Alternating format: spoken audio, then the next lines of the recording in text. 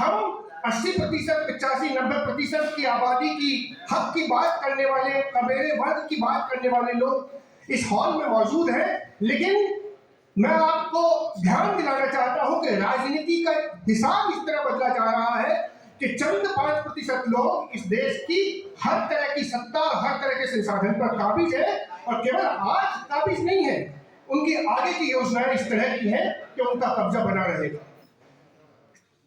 Professor रतन लाल जी ने जो यहाँ पर बात की, और भी बहुत साथियों ने बात की, उसमें थोड़ा सा जोड़ते हुए मैं आपको केवल ये कहना चाह रहा हूं कि राजनीति का जो एक समग्र चरित्र है, उस पर अपना नेतृत्व स्थापित करने की तैयारी के बिना इस चुनौतीपूर्ण समय का मुकाबला नहीं हो पाएगा। तो जैसा एक वैचारिक मोर्चे पर तैयारी की जरूरत है, एक और मोर्चा रणनीतिक मोर्चा है। रणनीतिक मोर्चे का मतलब यह है कि अगर चुनाव होंगे, चुनाव कैसे लड़े जाते हैं, आप जानते हैं कि 90% आबादी की बात करने वाले लोग 40%, 35% पर सिमट जा रहे हैं, और 10% मनुवादियों की बात करने वाले लोग 40% वोट पर कब्जा ले रहे हैं। तो केवल ईवीएम ही हैक नहीं हो रही है, उन्होंने दिमागों पर कब्जा कर लिया है, यूनिवर्सिटीज पर कब्जा कर लिया है, हर उस जगह को लूटा जा रहा है जो कि आम लोगों के लिए एक खुशहाली की बात कर सकते हैं। तो मैं केवल ये कह रहा हूं कि ओबीसी महासभा ने कुछ कदम इस दिशा में आगे बढ़ाए हैं। आज पूरे देश के अंदर सामाजिक न्याय का सवाल वापिस आया है, तो वो समाजवादी पार्टियों की कमजोरी का एक मंडल कमंडल की लड़ाई के बीच जो उतार का दौर था, आज फिर से वो अगर एजेंडा वापिस आया है तो उसमें ओबीसी महासभा और उसकी समर्थकता आपको करोड़ जाए। आज मध्य प्रदेश में वो यात्रा, भारत जोड़ो यात्रा चली थी, जिससे कि उसका एजेंडा बदल गया था, और जाति जनगणना का सवाल पहले मध्य प्रदेश का, फिर पूरे देश का सवाल बना, और वो आगे बढ़कर आज पूरे देश में अगर एक इंडिया अलायंस नाम की चीज बनी है, मैं आपको अंदर की बातें बता सकता हूं, विस्तार में जाने की हमें समय नहीं है, कि उसका भी श्रेय उस बड़े सामाजिक गठबंधन की तरफ जाता है जो कि पार्टियों के बाहर रह के, नहीं तो इन पार्टियों के नेता जो है वो अकेले बढ़ते थे, वो जाति जनगणना की बात करते थे, उनकी पार्टियों में उनके समर्थन करने वाले लोग नहीं थे, वो आप लोग थे, वो हम सब लोग थे जिन्होंने उन पार्टियों को सामाजिक न्याय के एजेंडे पर वापस लाया है। आज इस देश के अंदर सामाजिक न्याय के सवाल पर एक यात्रा निकल रही है। आज इस देश में इंडिया अलायंस बना हुआ है, जिसका पहला बिंदु जाति जनगणना है, सामाजिक हकदारी है, लेकिन ये काम अधूरे है। यूनिवर्सिटियों पर कब्जा हो गया है, विश्वविद्यालयों को अंदर से खोखला किया जा रहा है, न्यायपालिका को अंदर से खोखला किया जा रहा है।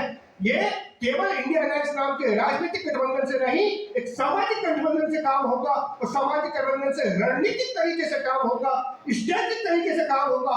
आप में से बैठा हुआ हर व्यक्ति यहाँ पर लीडर है, केवल लक्ष्मण यादव ही नहीं, आप में से हर कोई जो है, कोई ना कोई हुनर में उस्ताद है। तो हम अपने अंदर की नेतृत्व की क्षमता को ध्यान में रखते हुए एक बड़ी जिम्मेदारी के लिए तैयार हो, और यहाँ संकल्प को करें कि आज से 100 साल पहले भी बहुत मुश्किल स्थितियों में अगर बाबा साहब अम्बेडकर हुए, हमारे वक्त हमें बहुत सहूलियत देता है, हम लोग लड़ेंगे और जीतेंगे, सामाजिक न्याय का परचम मजबूत होगा।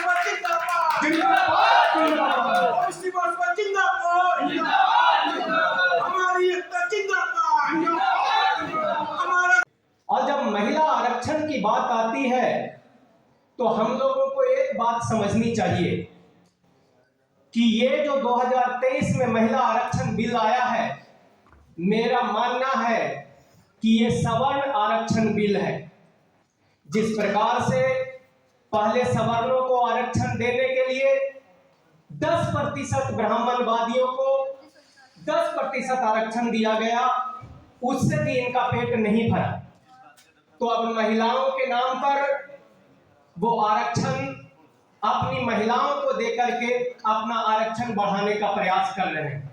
तभी उसमें SC, ST, OBC की महिलाओं को वो हक और वो अधिकार नहीं दिया जा रहा है, क्योंकि इस देश में हमारा मानना है कि SC, ST, OBC और माइनॉरिटी की जो आबादी है वो 90% है, और अगर 90% हमारी महिलाओं की आबादी है तो 90% महिलाओं के आरक्षण में SC, ST, OBC का आरक्षण होना चाहिए।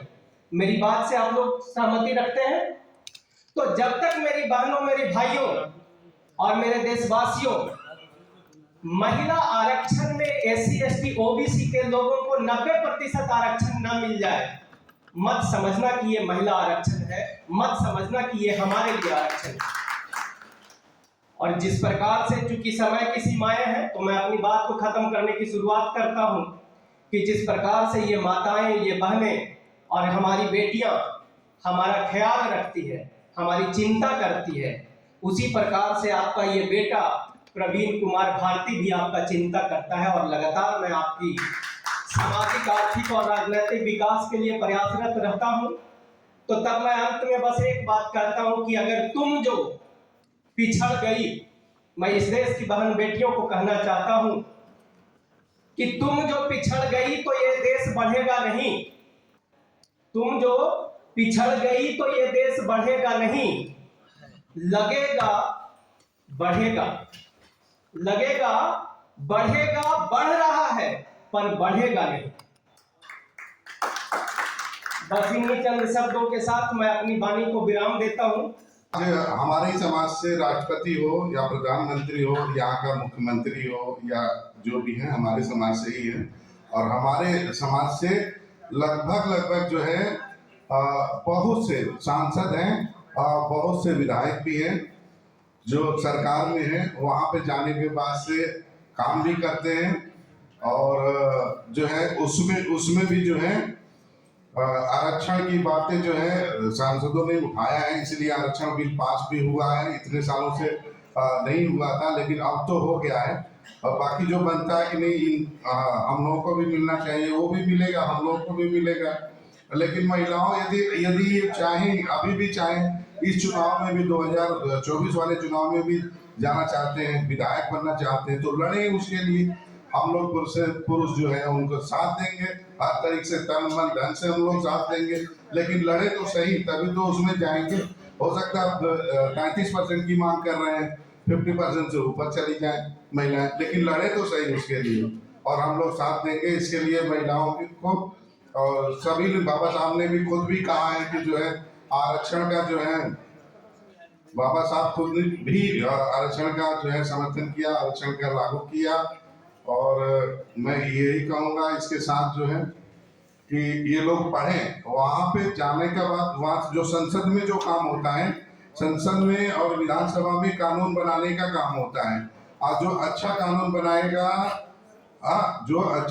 बनाएगा, जो पढ़ा लिखा होगा, प्रोफेसर होगा, लॉ का अच्छा जानकारी रखेगा, वही लॉ पे अच्छा कानून भी बना सकता है। महिला हो चाहे पुरुष हो या किसी क्षेत्र में हो, चाहे देश हो या विदेश हो, हर क्षेत्र में जो है वही कानून बना सकता है जो पढ़ा लिखा हो। तो आप लोगों से, महिलाओं से भी कहूँगा कि आप लोग पढ़ें और सब लोग और पढ़ाएं भी। पुरुषों से कहूँगा कि अपने घर के महिलाओं और लड़कियों को पढ़ाएं और आगे बढ़ाएं।